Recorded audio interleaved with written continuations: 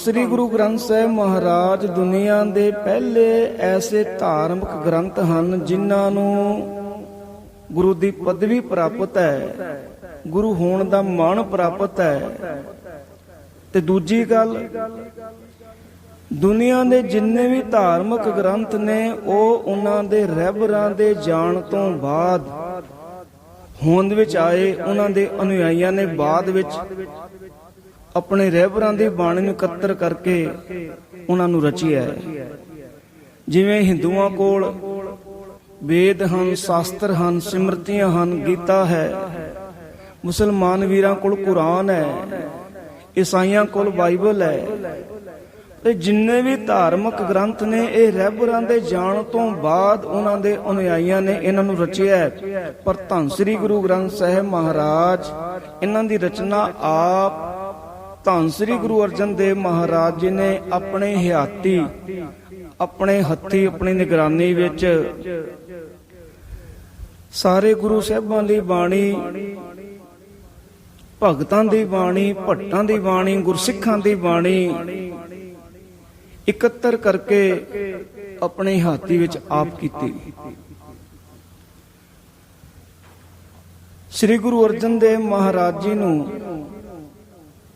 ਸ੍ਰੀ ਗੁਰੂ ਗ੍ਰੰਥ ਸਾਹਿਬ ਮਹਾਰਾਜ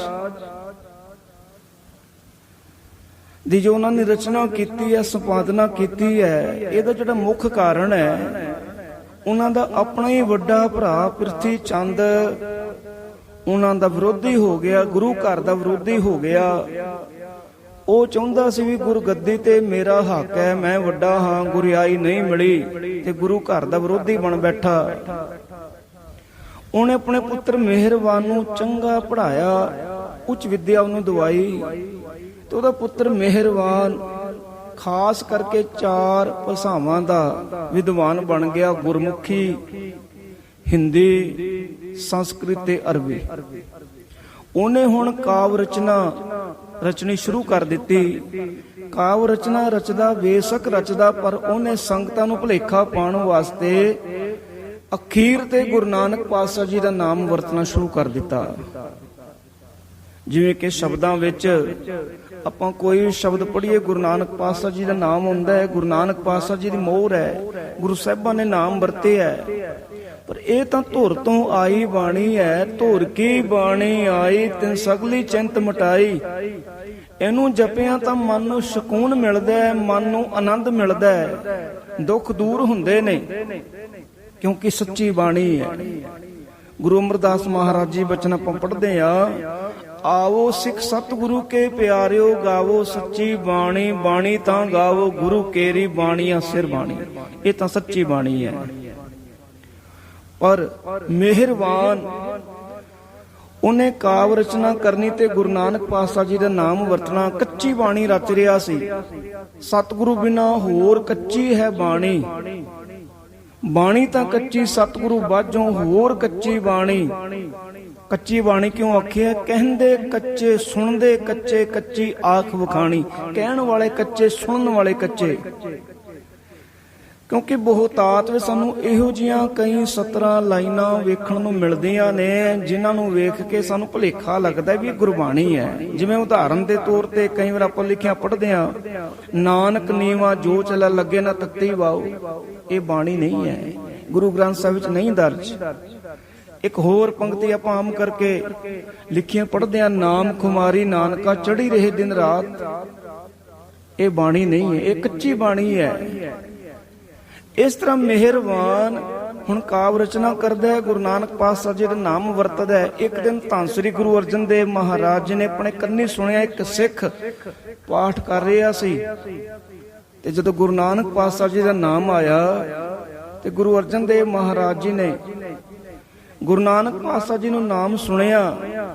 ਗੁਰੂ ਨਾਨਕ ਪਾਤਸ਼ਾਹ ਜੀ ਦਾ ਨਾਮ ਸੁਣਿਆ ਤੇ ਮਨ ਅੰਦਰ ਉਹਨਾਂ ਦੇ ਇਹ ਚਿੰਤਾ ਵੱਧ ਗਈ ਵੀ ਬਾਣੀ ਕੱਚੀ ਹੈ ਤੇ ਮਿਹਰਬਾਨ ਗੁਰੂ ਨਾਨਕ ਪਾਤਸ਼ਾਹ ਜੀ ਦਾ ਨਾਮ ਵਰਤ ਰਿਹਾ, ਇਹ ਸੰਗਤਾਂ ਨੂੰ ਭੁਲੇਖੇ ਵਿੱਚ ਪਾ ਰਿਹਾ ਹੈ, ਸੰਗਤਾਂ ਨੂੰ ਗੁੰਮਰਾਹ ਕਰ ਰਿਹਾ ਹੈ। ਵੀ ਹੁਣ ਸਮਾਂ ਆ ਗਿਆ ਹੈ ਵੀ ਗੁਰੂ ਸਾਹਿਬਾਂ ਦੀ ਬਾਣੀ ਦਾ ਸੰਪਾਦਨ ਕੀਤਾ ਜਾਏ। ਦੂਰ ਦੁਰਾਡੇ ਚਿੱਠੀ ਪੱਤਰ ਪਾਏ ਗਏ, ਜਿਨ੍ਹਾਂ ਕੋਲੇ ਗੁਰੂ ਸਾਹਿਬ ਦੇ ਹੱਥ ਲਿਖਤ ਹੁਕਮਨਾਮੇ ਹਨ, ਕੋਈ ਸ਼ਬਦ ਹੈ ਉਹ ਲੈ ਕੇ ਪਹੁੰਚੋ। ਤੇ ਗੁਰੂ ਅਰਜਨ ਦੇਵ ਮਹਾਰਾਜ ਨੇ ਬਾਬਾ ਬੁੱਢਾ ਜੀ ਨਾਲ ਸਲਾਹ ਕੀਤੀ, ਭਾਈ ਗੁਰਦਾਸ ਜੀ ਦੇ ਨਾਲ ਸਲਾਹ ਕੀਤੀ ਵੀ ਹੁਣ ਸਮਾਂ ਆ ਗਿਆ ਬਾਣੀ ਇਕੱਠੀ ਕੀਤੀ ਜਾਏ। ਸਾਧ ਸੰਗਤ ਜੀ, ਗੁਰੂ ਨਾਨਕ ਪਾਤਸ਼ਾਹ ਜੀ ਜਿੱਥੇ ਵੀ ਜਾਂਦੇ ਉਹ ਬਾਣੀ ਉਚਾਰਦੇ ਸਨ, ਬਾਣੀ ਲਿਖ ਲੈਂਦੇ ਸਨ। ਤੇ ਉਹ ਆਪਣੀ ਰਚੀ ਹੋਈ ਬਾਣੀ ਗੁਰੂ ਅੰਗਦ ਦੇਵ ਮਹਾਰਾਜ ਨੂੰ ਸੌਂਪ ਕੇ ਗਏ। ਗੁਰੂ ਅੰਗਦ ਦੇਵ ਮਹਾਰਾਜ ਨੇ ਉਹ ਬਾਣੀ ਤੀਜੇ ਪਾਤਸ਼ਾਹ ਨੂੰ, ਤੀਜੇ ਪਾਤਸ਼ਾਹ ਤੋਂ ਚੌਥੇ ਪਾਤਸ਼ਾਹ ਨੂੰ, ਇਸ ਤਰ੍ਹਾਂ ਬਾਣੀ ਗੁਰੂ ਸਾਹਿਬਾਂ ਕੋਲ ਪਹੁੰਚੀ। ਇੱਕ ਗੱਲ ਹੋਰ ਇੱਥੇ ਵਿਚਾਰਨਯੋਗ ਹੈ ਵੀ ਬਾਬਾ ਮੋਹਨ ਕੋਲ ਬਾਣੀ ਦੀਆਂ ਪੋਥੀਆਂ ਸਨ ਤੇ ਗੁਰੂ ਅਰਜਨ ਦੇਵ ਮਹਾਰਾਜ ਆਪ ਪੋਥੀਆਂ ਲੈਣ ਵਾਸਤੇ ਗਏ। ਪਾਲਕੀ ਵਿੱਚ ਪੋਥੀਆਂ ਨੂੰ ਸਜਾ ਕੇ ਆਪ ਸਤਿਗੁਰੂ ਜੀ ਪੈਦਲ ਨਾਲ ਤੁਰ ਕੇ ਆਏ। ਦੇਖੋ ਬਾਣੀ ਦਾ ਸਤਿਕਾਰ ਹੈ। ਹੁਣ ਐਸੀ ਰਮਣੀਕ ਥਾਂ ਦੀ ਚੋਣ ਕਰਨੀ ਸੀ ਜਿੱਥੇ ਬਹਿ ਕੇ ਬਾਣੀ ਨੂੰ ਰਚਿਆ ਜਾਏ। ਆਖਰ ਅੰਮ੍ਰਿਤਸਰ ਸਾਹਿਬ ਦੇ ਵਸੋਂ ਤੋਂ ਥੋੜਾ ਜਿਹਾ ਦੂਰ ਸਤਿਗੁਰੂ ਜੀ ਨੇ ਇੱਕ ਥਾਂ ਨੂੰ ਚੁਣਿਆ। ਉੱਥੇ ਸਭ ਤੋਂ ਪਹਿਲਾਂ ਸਰੋਵਰ ਦਾ ਨਿਰਮਾਣ ਕਰਾਇਆ, ਜਿਹਦਾ ਨਾਂ ਰੱਖਿਆ ਰਾਮਸਰ ਸਾਹਿਬ। ਇਹ ਬਾਬਾ ਦੀਪ ਸਿੰਘ ਜੀ ਦੇ ਗੁਰਦੁਆਰੇ ਦੇ ਨਾਲ ਹੀ ਸਥਾਨ ਹੈ, ਗੁਰਦੁਆਰਾ ਰਾਮਸਰ ਸਾਹਿਬ। ਉਸ ਦੇ ਕੰਢੇ ਤੇ ਬਹਿ ਕੇ ਸਤਿਗੁਰੂ ਜੀ ਨੇ ਤੰਬੂ ਲਗਵਾਏ।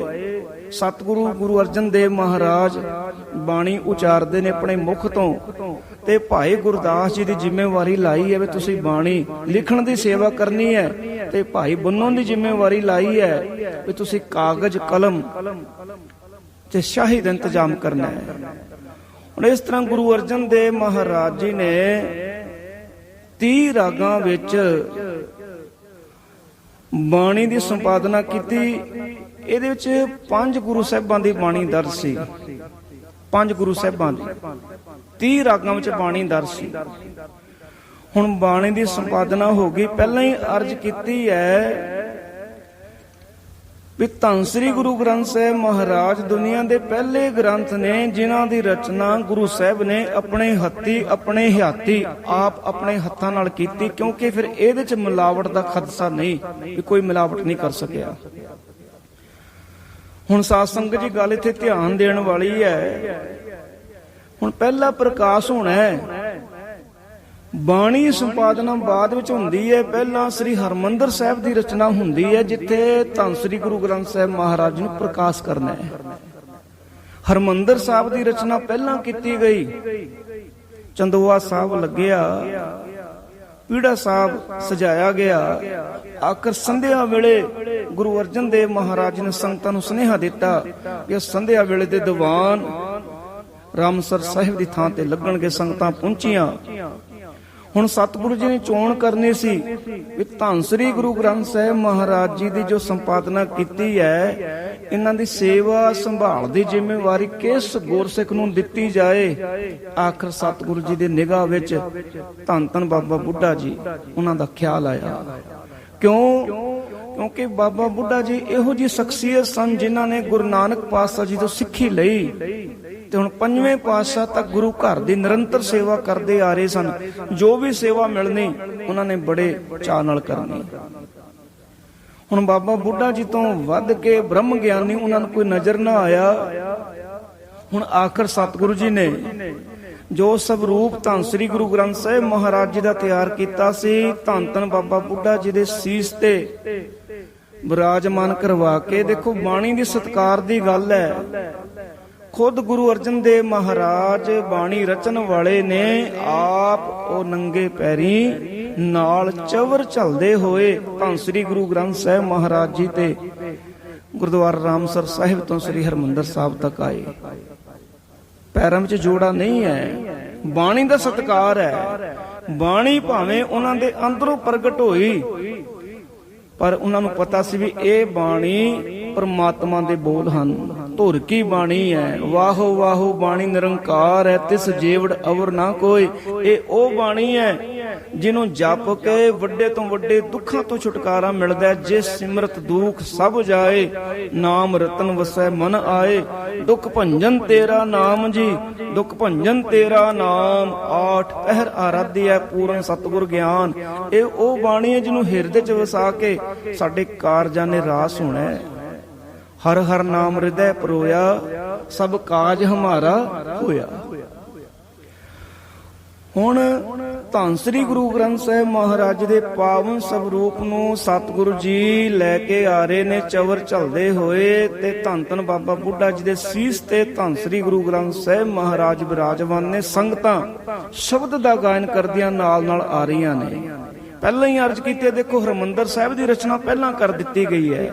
ਹੁਣ ਹਰਮੰਦਰ ਸਾਹਿਬ ਪੀੜੇ ਤੇ ਜਦੋਂ ਜਾ ਕੇ ਸਰੂਪ ਨੂੰ ਬਿਰਾਜਮਾਨ ਕੀਤਾ, ਤੇ ਧੰਨ ਸ੍ਰੀ ਗੁਰੂ ਅਰਜਨ ਦੇਵ ਮਹਾਰਾਜ ਨੇ ਬਾਬਾ ਬੁੱਢਾ ਜੀ ਨੂੰ ਆਖਿਆ, ਬਾਬਾ ਬੁੱਢਾ ਸਾਹਿਬ ਖੋਲੋ ਗ੍ਰੰਥ, ਲਿਹੋ ਆਵਾਜ਼, ਸੁਣੈ ਸਭ ਪੰਥ।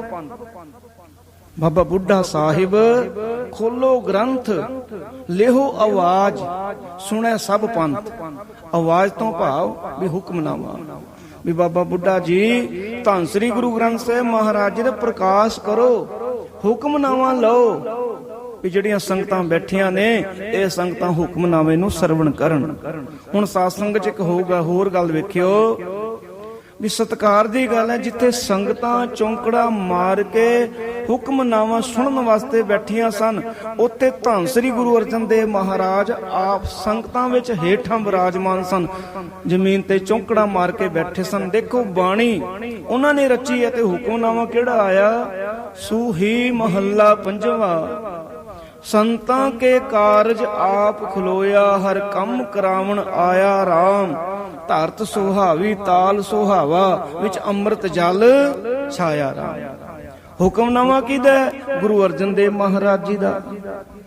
ਪਰ ਗੁਰੂ ਅਰਜਨ ਦੇਵ ਮਹਾਰਾਜ ਹੇਠਾਂ ਜ਼ਮੀਨ ਤੇ ਸੰਗਤਾਂ ਦੇ ਨਾਲ ਬੈਠ ਕੇ ਅਦਬ ਸਤਿਕਾਰ ਦੇ ਨਾਲ ਹੁਕਮਨਾਮੇ ਨੂੰ ਉਹਨਾਂ ਨੇ ਸਰਵਣ ਕੀਤਾ, ਕਿਉਂਕਿ ਉਹ ਜਾਣਦੇ ਸਨ ਵੀ ਭਾਵੇਂ ਮੇਰੇ ਸਰੀਰ ਵਿੱਚੋਂ ਇਹ ਬਾਣੀ ਨਿਕਲੀ ਹੈ, ਸਰੀਰ ਇੱਕ ਜਿਰੀ ਹੈ, ਬਾਣੀ ਤਾਂ ਉਸ ਅਕਾਲ ਪੁਰਖ ਦੀ ਹੈ, ਬੋਲ ਤਾਂ ਪਰਮਾਤਮਾ ਦੇ ਨੇ। ਤੇ ਹੁਣ ਆਪਾਂ ਆਪਣੇ ਵੱਲ ਨਿਗਾਹ ਮਾਰੀਏ, ਸਾਡੇ ਮਨਾਂ ਵਿੱਚ ਕਿੰਨਾ ਕੁ ਸਤਿਕਾਰ ਹੈ ਬਾਣੀ ਦਾ। ਘਰਾਂ ਵਿੱਚ ਵੇਖਿਆ ਜਾ ਸਕਦਾ ਹੈ ਵੀ ਗੁਟਕਾ ਸਾਹਿਬ ਕਈ ਘਰਾਂ ਵਿੱਚ ਉਹਨਾਂ ਉੱਤੇ ਕੱਪੜਾ ਵੀ ਨਹੀਂ, ਐਵੇਂ ਰੱਖੇ ਹੋਏ ਨੇ, ਤੇ ਕਈਆਂ ਨੇ ਰੱਖੇ ਹੋਏ ਨੇ ਵੀ ਇਹ ਨਹੀਂ ਵੀ ਕਦੇ ਖੋਲ ਕੇ ਕਦੇ ਉਹਦੇ ਚੋਂ ਪਾਠ ਵੀ ਕੀਤਾ ਹੋਵੇ। ਇਹ ਸਭ ਤੋਂ ਵੱਡਾ ਪਾਪ ਹੈ। ਵੀ ਬਾਣੀ ਦੀ ਪੋਥੀ ਹੈ, ਗੁਟਕਾ ਸਾਹਿਬ ਹੈ, ਜੇ ਆਪਾਂ ਘਰ ਰੱਖੇ ਤੇ ਸਾਡਾ ਫਰਜ਼ ਬਣਦਾ ਸੁਬਹ ਸ਼ਾਮ ਦੇਖਭਾਲ ਕਰਨੀ, ਦਰਸ਼ਨ ਕਰਨੇ। ਭਾਵ ਬਾਣੀ ਨੂੰ ਪੜ੍ਹਨਾ ਲੈ ਕੇ ਘਰ ਰੱਖ ਦਿੱਤਾ, ਬਾਣੀ ਪੜ੍ਹੀ ਨਹੀਂ, ਬਾਣੀ ਦੇ ਦਰਸ਼ਨ ਨਹੀਂ ਕੀਤੇ, ਸਤਿਕਾਰ ਨਹੀਂ, ਤੇ ਇਹਦੇ ਤੋਂ ਵੱਡਾ ਫਿਰ ਗੁਨਾਹ ਪਾਪ ਵੀ ਕੋਈ ਨਹੀਂ। ਕਿਉਂਕਿ ਗੁਰੂ ਅਰਜਨ ਦੇਵ ਮਹਾਰਾਜ ਜੀ ਦੇ ਮਨ ਵਿੱਚ ਦੇਖੋ ਸਤਿਕਾਰ ਕਿੰਨਾ ਹੈ। ਹੁਣ ਸ਼ਾਮਾਂ ਪੈ ਗਈਆਂ। ਹੁਣ ਦੂਜਾ ਇਹ ਸੀ ਵੀ ਹੁਣ ਧੰਨ ਸ੍ਰੀ ਗੁਰੂ ਗ੍ਰੰਥ ਸਾਹਿਬ ਮਹਾਰਾਜ ਜੀ ਦਾ ਸੁਖਾਸਨ ਕਰਕੇ ਇਹਨਾਂ ਨੂੰ ਕਿੱਥੇ ਵਿਰਾਜਮਾਨ ਕਰਾਇਆ ਜਾਏ। ਕੋਠਾ ਸਾਹਿਬ ਅਕਾਲ ਤਖਤ ਸਾਹਿਬ ਤੇ ਅਸਥਾਨ ਹੈ। ਹੁਣ ਸ਼ਾਮਾਂ ਪਈਆਂ, ਸ੍ਰੀ ਗੁਰੂ ਗ੍ਰੰਥ ਸਾਹਿਬ ਮਹਾਰਾਜ ਜੀ ਦਾ ਸੁਖ ਆਸਨ ਕੀਤਾ ਬਾਬਾ ਬੁੱਢਾ ਜੀ ਨੇ। ਹੁਣ ਸੀਸ ਤੇ ਚੁੱਕ ਕੇ ਤੇ ਗੁਰੂ ਅਰਜਨ ਦੇਵ ਮਹਾਰਾਜ ਚਵਰ ਚੱਲ ਰਹੇ ਨੇ, ਕੋਠਾ ਸਾਹਿਬ ਪਹੁੰਚੇ। ਜਿਸ ਪਲੰਗ ਤੇ ਸਤਿਗੁਰੂ ਜੀ ਆਪ ਬਿਰਾਜਮਾਨ ਹੁੰਦੇ ਸਨ, ਆਪ ਵਿਸ਼ਰਾਮ ਕਰਦੇ ਸਨ, ਹੁਣ ਬਾਬਾ ਬੁੱਢਾ ਜੀ ਨੂੰ ਆਖਿਆ ਵੀ ਇੱਥੇ ਧੰਨ ਸ੍ਰੀ ਗੁਰੂ ਗ੍ਰੰਥ ਸਾਹਿਬ ਮਹਾਰਾਜ ਜੀ ਨੂੰ ਬਿਰਾਜਮਾਨ ਕਰਾਓ। ਤੇ ਬਾਬਾ ਬੁੱਢਾ ਜੀ ਕਹਿਣ ਲੱਗੇ ਇਹ ਤਾਂ ਤੁਹਾਡਾ ਪਲੰਗ ਹੈ। ਤੁਸੀਂ ਕਹਿਣ ਲੱਗੇ ਅਸੀਂ ਅੱਜ ਤੋਂ ਜ਼ਮੀਨ ਤੇ ਸੋਵਾਂਗੇ। ਇਹ ਸੱਚਾਈ ਹੈ। ਦੇਖੋ ਬਾਣੀ ਦਾ ਸਤਿਕਾਰ, ਧੰਨ ਸ੍ਰੀ ਗੁਰੂ ਅਰਜਨ ਦੇਵ ਮਹਾਰਾਜ ਹੇਠਾਂ ਜ਼ਮੀਨ ਤੇ ਚਿੱਟਾ ਕੱਪੜਾ ਵਿਛਾ ਕੇ ਵਿਸ਼ਰਾਮ ਕਰਦੇ ਰਹੇ, ਸੌਂਦੇ ਰਹੇ, ਪਰ ਧੰਨ ਸ੍ਰੀ ਗੁਰੂ ਗ੍ਰੰਥ ਸਾਹਿਬ ਮਹਾਰਾਜ ਜੀ ਨੂੰ ਆਪਣੇ ਪਲੰਗ ਤੇ ਵਿਰਾਜਿਆ ਜਿੱਥੇ ਆਪ ਵਿਸ਼ਰਾਮ ਕਰਦੇ ਸਨ। ਆਪ ਸਤਿਗੁਰੂ ਜੀ ਨਹੀਂ ਪਲੰਗ ਤੇ ਸੁੱਤੇ, ਇੱਕ ਹੋਰ ਪਲੰਗ ਵੀ ਲਵਾ ਸਕਦੇ ਸਨ, ਉਹ ਤਾਂ ਗੁਰੂ ਸਨ, ਇੱਕ ਹੋਰ ਪਲੰਗ ਵੀ ਨਾਲ ਲਵਾ ਸਕਦੇ ਸਨ, ਪਰ ਨਹੀਂ, ਸਤਿਗੁਰੂ ਜੀ ਨੇ ਬਾਣੀ ਦੇ ਸਤਿਕਾਰ ਨੂੰ ਮੁੱਖ ਰੱਖਿਆ। ਜਿਸ ਪਲੰਗ ਤੇ ਆਪ ਸੌਂਦੇ ਸਨ ਉੱਥੇ ਧੰਨ ਸ੍ਰੀ ਗੁਰੂ ਗ੍ਰੰਥ ਸਾਹਿਬ ਮਹਾਰਾਜ ਜੀ ਦਾ ਸੁਖਾਸਨ ਕਰਾ ਕੇ ਉੱਥੇ ਸਤਿਗੁਰੂ ਜੀ ਨੂੰ ਵਿਸ਼ਰਾਮ ਕਰਾਇਆ, ਤੇ ਆਪ ਪੀੜੇ ਕੋਲ ਹੇਠਾਂ ਚਿੱਟਾ ਕੱਪੜਾ ਵਿਛਾ ਕੇ, ਚਾਦਰ ਵਿਛਾ ਕੇ ਸਤਿਗੁਰੂ ਜੀ ਵਿਸ਼ਰਾਮ ਕਰਦੇ ਰਹੇ। ਇਸ ਤਰ੍ਹਾਂ ਗੁਰੂ ਗ੍ਰੰਥ ਸਾਹਿਬ ਮਹਾਰਾਜ ਜੀ ਦੀ ਰਚਨਾ ਹੋਈ, ਉਦੋਂ ਆਦਿ ਗ੍ਰੰਥ ਆਖਿਆ ਜਾਂਦਾ ਸੀ, ਕਿਉਂਕਿ ਇਹਦੇ ਚ 30 ਰਾਗ ਸਨ। 5 ਗੁਰੂ ਸਾਹਿਬਾਂ ਦੀ ਬਾਣੀ ਦਰਜ ਸੀ। ਬਾਅਦ ਵਿੱਚ ਸ੍ਰੀ ਗੁਰੂ ਗੋਬਿੰਦ ਸਿੰਘ ਮਹਾਰਾਜ ਜੀ ਨੇ ਦਮਦਮਾ ਸਾਹਿਬ ਦੀ ਧਰਤੀ ਤੇ ਭਾਈ ਮਨੀ ਸਿੰਘ ਜੀ ਤੋਂ ਲਿਖਣ ਦੀ ਸੇਵਾ ਲਈ ਬਾਬਾ ਦੀਪ ਸਿੰਘ ਜੀ ਨਾਲ ਸਹਾਇਕ ਲਿਖਾਰੀ, ਤੇ ਇਹਦੇ ਵਿੱਚ ਗੁਰੂ ਗੋਬਿੰਦ ਸਿੰਘ ਮਹਾਰਾਜ ਜੀ ਨੇ ਫਿਰ ਪਹਿਲਾਂ 30 ਰਾਗ ਸਨ, ਇੱਕ ਰਾਗ ਹੋਰ ਸਤਿਗੁਰੂ ਨੇ ਦਰਜ ਕੀਤਾ, ਰਾਗ ਜੈ ਜੈਵੰਤੀ, 31ਵਾਂ ਰਾਗ। ਹੁਣ ਆਪਾਂ ਆਖਦੇ ਆ ਨਾ ਸ੍ਰੀ ਗੁਰੂ ਗ੍ਰੰਥ ਸਾਹਿਬ ਮਹਾਰਾਜ ਵਿੱਚ 31 ਰਾਗ ਹਨ। ਗੁਰੂ ਅਰਜਨ ਦੇਵ ਮਹਾਰਾਜ ਸਮੇਂ 30 ਰਾਗ ਸਨ। ਗੁਰੂ ਗੋਬਿੰਦ ਸਿੰਘ ਮਹਾਰਾਜ ਨੇ ਆਪਣੇ ਪਿਤਾ ਗੁਰੂ ਤੇਗ ਬਹਾਦਰ ਮਹਾਰਾਜ ਜੀ ਦੀ ਬਾਣੀ ਆਪਣੇ ਹੱਥੀਂ ਦਰਜ ਕੀਤੀ, ਤੇ ਅੰਗ ਨੇ ਸਾਡੇ ਕੋਲੇ ਹੁਣ 1430 ਅੰਗ ਤੇ ਰਾਗ 31। ਹੁਣ ਦੇਖੋ, ਦੂਜੀ ਸਭ ਤੋਂ ਵੱਡੀ ਗੱਲ, ਪਹਿਲੀ ਗੁਰੂ ਗ੍ਰੰਥ ਸਾਹਿਬ ਮਹਾਰਾਜ ਜੀ ਰਚਨਾ ਗੁਰੂ ਸਾਹਿਬ ਨੇ ਆਪਣੇ ਹੱਥੀ ਆਪਣੇ ਨਿਗਰਾਨੀ ਵਿੱਚ ਕੀਤੀ, ਤੇ ਦੂਜੀ ਜਿਹੜੀ ਸਭ ਤੋਂ ਵੱਡੀ ਗੱਲ ਵੀ ਨਾਂਦੇੜ ਸਾਹਿਬ ਦੀ ਧਰਤੀ ਤੇ ਗੁਰੂ ਗੋਬਿੰਦ ਸਿੰਘ ਮਹਾਰਾਜ ਜੀ ਨੇ ਆਪ ਰਸਮੀ ਤੌਰ ਤੇ ਸ੍ਰੀ ਗੁਰੂ ਗ੍ਰੰਥ ਸਾਹਿਬ ਮਹਾਰਾਜ ਜੀ ਨੂੰ ਮੱਥਾ ਟੇਕ ਕੇ ਗੁਰਿਆਈ ਵੀ ਆਪਣੇ ਹੱਥੀ ਬਖਸ਼ੀ ਹੈ, ਆਪਣੇ ਹੱਥੀ। ਤੇ ਦੋਹਰੇ ਵਿੱਚ ਆਪਾਂ ਬਚਨ ਵੀ ਪੜ੍ਹਦੇ ਆ, ਸਭ ਸਿੱਖਨ ਕੋ ਹੁਕਮ ਹੈ ਗੁਰੂ ਮਾਨਿਓ ਗ੍ਰੰਥ, ਗੁਰੂ ਗ੍ਰੰਥ ਜੀ ਮਾਨਿਓ ਪ੍ਰਗਟ ਗੁਰਾਂ ਕੀ ਦੇ, ਵੇ ਆਪਣੇ ਹੱਥੀ ਗੁਰਿਆਈ ਬਖਸ਼ੀ ਹੈ। ਪਹਿਲੇ ਪਾਤਸ਼ਾਹ ਤੋਂ ਲੈ ਕੇ 10ਵੇਂ ਪਾਤਸ਼ਾਹ ਤੱਕ ਆਪਾਂ ਗੁਰੂ ਸਾਹਿਬਾਂ ਦਾ ਜੋਤੀ ਜੋਤ ਦਿਵਸ ਮਨਾਉਂਦੇ ਆ, ਜੋਤੀ ਜੋਤ ਦਿਹਾੜਾ, ਪਹਿਲੇ ਪਾਤਸ਼ਾਹ ਤੋਂ ਲੈ ਕੇ 10ਵੇਂ ਪਾਤਸ਼ਾਹ ਤੱਕ। ਪਰ ਧੰਨ ਸ੍ਰੀ ਗੁਰੂ ਗ੍ਰੰਥ ਸਾਹਿਬ ਮਹਾਰਾਜ ਜੀ ਦਾ ਜੋਤੀ ਜੋਤ ਦਿਹਾੜਾ ਨਹੀਂ, ਕਿਉਂਕਿ ਇਹਨਾਂ ਨੂੰ ਅਸੀਂ ਆਖਦੇ ਹਾਂ ਜੁਗੋ ਜੁਗ ਅਟਲ, ਵੀ ਜਦੋਂ ਤੱਕ ਦੁਨੀਆ ਰਹੇਗੀ, ਇਹ ਧਰਤੀ ਸਹੀ ਸਲਾਮਤ ਹੈ, ਉਦੋਂ ਤੱਕ ਧੰਨ ਸ੍ਰੀ ਗੁਰੂ ਗ੍ਰੰਥ ਸਾਹਿਬ ਮਹਾਰਾਜ ਜੀ ਨੇ ਗੁਰੂ ਰਹਿਣਾ ਹੈ। ਇਹਨਾਂ ਦਾ ਜੋਤੀ ਜੋਤ ਦਿਹਾੜਾ ਨਹੀਂ, ਪ੍ਰਕਾਸ਼ ਦਿਹਾੜਾ ਹੈ, ਸੰਪਾਦਨਾ ਦਿਵਸ ਹੈ, ਪਰ ਜੋਤੀ ਜੋਤ ਦਿਹਾੜਾ ਨਹੀਂ, ਕਿਉਂਕਿ ਅਟਲ ਨੇ, ਜੁਗੋ ਜੁਗ ਅਟਲ, ਅਬਨਾਸੀ ਨੇ। ਜਿੱਥੇ ਦੇਖੋ ਕਿ ਹੋਰ ਗੱਲ ਧਿਆਨ ਵਿੱਚ ਆਈ ਹੈ ਵੀ ਗੁਰੂ ਨਾਨਕ ਪਾਤਸ਼ਾਹ ਜੀ ਦਾ ਆਪਾਂ ਗੁਰਗੱਦੀ ਦਿਵਸ ਨਹੀਂ ਮਨਾਉਂਦੇ, ਉਹ ਧੁਰ ਤੋਂ ਗੁਰਿਆਈ ਲੈ ਕੇ ਆਏ ਸਨ। ਬਾਕੀ ਦੂਜੇ ਪਾਤਸ਼ਾਹ, ਤੀਜੇ, ਚੌਥੇ, ਪੰਜਵੇਂ, ਛੇਵੇਂ, ਸੱਤਵੇਂ, 10ਵੇਂ ਪਾਤਸ਼ਾਹ ਤੱਕ ਆਪਾਂ ਉਹਨਾਂ ਦਾ ਗੁਰਗੱਦੀ ਦਿਵਸ ਮਨਾਉਂਦੇ ਆ, ਪਰ ਗੁਰੂ ਨਾਨਕ ਪਾਤਸ਼ਾਹ ਜੀ ਦਾ ਗੁਰਗੱਦੀ ਦਿਵਸ ਨਹੀਂ, ਕਿਉਂਕਿ ਧੁਰ ਤੋਂ ਗੁਰਿਆਈ ਲੈ ਕੇ ਆਏ ਸਨ। ਤੇ ਗੁਰੂ ਗ੍ਰੰਥ ਸਾਹਿਬ ਮਹਾਰਾਜ ਜੀ ਦਾ ਜੋਤੀ ਜੋਤ ਦਿਹਾੜਾ ਨਹੀਂ ਆਪਾਂ ਮਨਾਉਂਦੇ, ਨਹੀਂ ਪੁਰਬ, ਕਿਉਂਕਿ ਜੁਗੋ ਜੁਗ ਅਟਲ ਨੇ। ਸਾਧ ਸੰਗਤ ਜੀ, ਤੇ ਇੱਕ ਗੱਲ ਹੋਰ ਧਿਆਨ ਦੇਣ ਵਾਲੀ ਹੈ ਵੀ ਗੁਰੂ ਗ੍ਰੰਥ ਸਾਹਿਬ ਮਹਾਰਾਜ ਜੀ ਦੀ ਰਚਨਾ ਹੋਈ ਨਾ, ਗੁਰੂ ਅਰਜਨ ਦੇਵ ਮਹਾਰਾਜ ਜੀ ਨੇ ਜਿੱਥੇ ਭੱਟਾਂ ਦੀ ਬਾਣੀ, ਭਗਤਾਂ ਦੀ ਬਾਣੀ, ਗੁਰਸਿੱਖਾਂ ਦੀ ਬਾਣੀ ਦਰਜ ਕੀਤੀ, ਉੱਥੇ ਉਸ ਸਮੇਂ ਦੇ ਉਹਨਾਂ ਨੇ ਸਮਕਾਲੀ ਕਵੀ ਵੀ ਬਾਣੀ ਲੈ ਕੇ ਆਏ ਸਨ, ਜਿਨ੍ਹਾਂ ਵਿੱਚੋਂ ਛੱਜੂ, ਕਾਨਾ, ਪੀਲੂ, ਸਾਹਾ ਹੁਸੈਨ।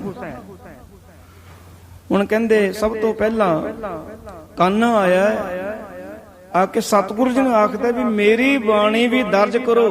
ਗੁਰੂ ਅਰਜਨ ਦੇਵ ਮਹਾਰਾਜ ਨੇ ਆਖਿਆ ਜ਼ਰੂਰ ਦਰਜ ਕਰਾਂਗੇ, ਜੇ ਤੇਰੀ ਬਾਣੀ ਸਾਡੇ ਸਿਧਾਂਤਾਂ ਦੇ ਨਾਲ ਮੇਲ ਖਾ ਗਈ, ਬਾਣੀ ਸੁਣਾ।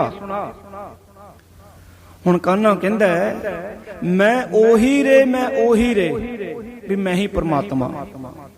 ਗੁਰੂ ਅਰਜਨ ਦੇਵ ਮਹਾਰਾਜ ਕਹਿਣ ਲੱਗੇ ਵੀ ਉਹ ਤਾਂ ਪਰਮਾਤਮਾ ਹੀ ਹੈ, ਉਹਦੇ ਵਰਗਾ ਦੂਜਾ ਕੋਈ ਨਹੀਂ, ਉਹਦਾ ਕੋਈ ਸ਼ਰੀਕ ਨਹੀਂ। ਭਾਈ ਤੂੰ ਤਾਂ ਪਰਮਾਤਮਾ ਖੁਦਾ ਬਣ ਬੈਠਾ ਹੈ, ਤੇਰੀ ਬਾਣੀ ਦਰਜ ਨਹੀਂ ਕਰ ਸਕਦੇ, ਉਹ ਤਾਂ ਇੱਕ ਹੈ। ਸਾਡੀ ਤਾਂ ਬਾਣੀ ਇੱਕ ਤੋਂ ਸ਼ੁਰੂ ਹੁੰਦੀ ਹੈ, ਇੱਕ ਓੰਕਾਰ, ਵੀ ਇੱਕ ਹੈ, ਉਹਦੇ ਵਰਗਾ ਦੂਜਾ ਨਹੀਂ, ਤੇਰੀ ਬਾਣੀ ਅਸੀਂ ਦਰਜ ਨਹੀਂ ਕਰ ਸਕਦੇ।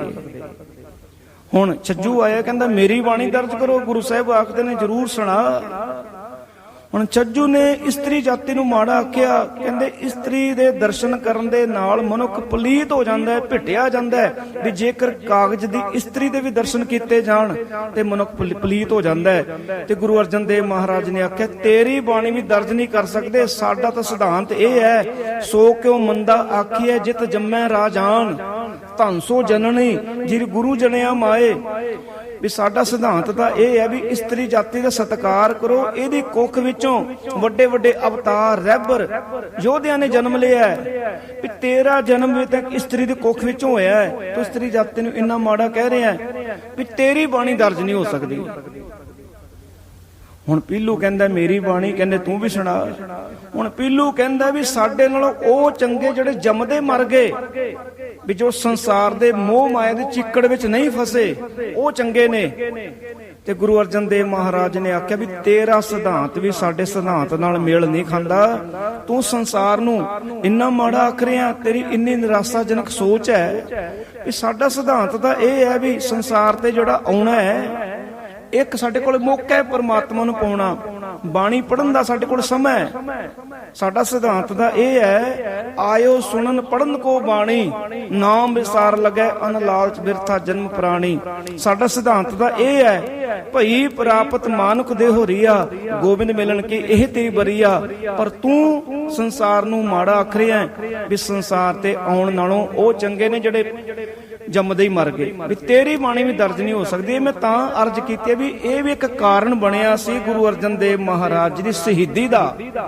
ਕਿਉਂਕਿ ਜਹਾਂਗੀਰ ਨੇ ਆਖਿਆ ਸੀ ਵੀ ਤੁਹਾਡੀ ਜਾਨ ਬਖਸ਼ੀ ਜਾ ਸਕਦੀ ਹੈ ਜਿਸ ਗ੍ਰੰਥ ਦੀ ਤੁਸੀਂ ਰਚਨਾ ਕੀਤੀ ਉਹਦੇ ਵਿੱਚ ਹਜ਼ਰਤ ਮੁਹੰਮਦ ਸਾਹਿਬ ਦੀ ਉਸਤਤੀ ਵਿੱਚ ਇੱਕ ਸ਼ਬਦ ਪਾ ਦਿਓ, ਸ਼ਬਦ ਦਰਜ ਕਰੋ। ਗੁਰੂ ਅਰਜਨ ਦੇਵ ਮਹਾਰਾਜ ਨੇ ਆਖਿਆ ਸੀ ਵੀ ਇਹ ਜੋ ਅਸੀਂ ਗ੍ਰੰਥ ਰਚਿਆ ਇਹ ਧੁਰ ਤੋਂ ਆਈ ਬਾਣੀ ਹੈ, ਇਹਦੇ ਵਿੱਚ ਅਸੀਂ ਕਿਸੇ ਦੀ ਝੂਠੀ ਸਿਫਤ ਦਰਜ ਨਹੀਂ ਕਰ ਸਕਦੇ, ਇਹਦੇ ਵਿੱਚ ਕਿਸੇ ਦੀ ਸਿਫਤ ਨਹੀਂ।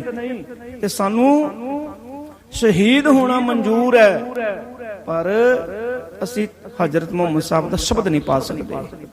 ਸੋ ਇਸ ਤਰ੍ਹਾਂ 1604 ਈਸਵੀ ਵਿੱਚ ਧੰਨ ਸ੍ਰੀ ਗੁਰੂ ਗ੍ਰੰਥ ਸਾਹਿਬ ਮਹਾਰਾਜ ਜੀ ਦਾ ਪਹਿਲਾ ਪ੍ਰਕਾਸ਼ ਸ੍ਰੀ ਹਰਿਮੰਦਰ ਸਾਹਿਬ ਦੀ ਧਰਤੀ ਤੇ ਹੋਇਆ। ਤੇ ਧੰਨ ਧੰਨ ਬਾਬਾ ਬੁੱਢਾ ਜੀ ਨੂੰ ਗੁਰੂ ਸਾਹਿਬ ਨੇ ਗ੍ਰੰਥੀ ਥਾਪਿਆ। ਤੇ ਸਾਡੇ ਉੱਤਮ ਭਾਗ ਨੇ ਆਪਾਂ ਦਿਨ ਮਨਾ ਰਹੇ ਆ। ਸਮੂਹ ਗੁਰੂ ਨਾਨਕ ਨਾਮ ਲੇਵਾ ਸੰਗਤਾਂ ਜਿੱਥੇ ਜਿੱਥੇ ਦੁਨੀਆ ਦੇ ਕੋਨੇ ਵਿੱਚ ਵਸਦੀਆਂ ਨੇ, ਅੱਜ ਦੇ ਇਸ ਪਾਵਨ ਦਿਹਾੜੇ ਨੂੰ ਬਹੁਤ ਆਦਰ ਸਤਿਕਾਰ ਪ੍ਰੇਮ ਨਾਲ ਮਨਾ ਰਹੀਆਂ ਨੇ। ਸੋ ਆਪਾਂ ਅਰਦਾਸ ਕਰੀਏ ਸਤਿਗੁਰ ਚਰਨਾਂ ਵਿੱਚ, ਸਤਿਗੁਰ ਜੀ ਸਾਨੂੰ ਨਾਮ ਦੀ ਦਾਤ ਬਖਸ਼ਿਸ਼ ਕਰਨ। ਕਿਉਂਕਿ ਬਾਣੀ ਗੁਰੂ ਸਾਹਿਬ ਨੇ ਰਚੀ ਹੈ, ਸਾਨੂੰ ਇਹ ਅਮੁੱਲ ਖਜ਼ਾਨਾ ਬਖਸ਼ਿਆ ਹੈ। ਪਰ ਗੱਲ ਇਹ ਹੈ ਵੀ ਆਪਾਂ ਇਹਦੇ ਚੋਂ ਕਿੰਨਾ ਕੁ ਲਾਭ ਲੈ ਰਹੇ ਆ। ਬਾਣੀ ਪੜ੍ਹਨੀ ਹੋਰ ਗੱਲ ਹੈ, ਪਰ ਬਾਣੀ ਪੜ੍ਹ ਕੇ ਅਮਲ ਕਰਨਾ ਇਹ ਹੋਰ ਗੱਲ ਹੈ। ਵੀ ਜਦੋਂ ਤੱਕ ਬਾਣੀ ਪੜ੍ਹ ਕੇ ਅਸੀਂ ਅਮਲ ਨਹੀਂ ਕਰਦੇ, ਗੁਰੂ ਦੇ ਹੁਕਮਾਂ ਤੇ ਨਹੀਂ ਤੁਰਦੇ, ਉਦੋਂ ਤੱਕ ਭਾਈ ਗੱਲ ਬਣਨ ਵਾਲੀ ਨਹੀਂ। ਸੋ ਅਰਦਾਸ ਕਰੇ ਗੁਰੂ ਸਾਹਿਬ ਦੇ ਚਰਨਾਂ ਵਿੱਚ, ਸਤਿਗੁਰੂ ਸਭ ਨੂੰ ਨਾਮ ਦੀ ਦਾਤ ਬਖਸ਼ਿਸ਼ ਕਰਨ। ਵਿਸਰ ਨਾਹੀਂ ਦਾਤਾਰ ਆਪਣਾ ਨਾਮ ਦੇਹੋ, ਗੁਣ ਗਾਵਾਂ ਦਿਨ ਰਾਤ ਨਾਨਕ ਚਾਓ ਇਹੋ। ਭੁੱਲਾਂ ਚੁੱਕਾਂ ਦੀ ਖਿਮਾ ਬੁਲਾਓ ਫਤਿਹ। ਵਾਹਿਗੁਰੂ ਜੀ ਕਾ ਖਾਲਸਾ, ਵਾਹਿਗੁਰੂ ਜੀ ਕੀ ਫਤਿਹ।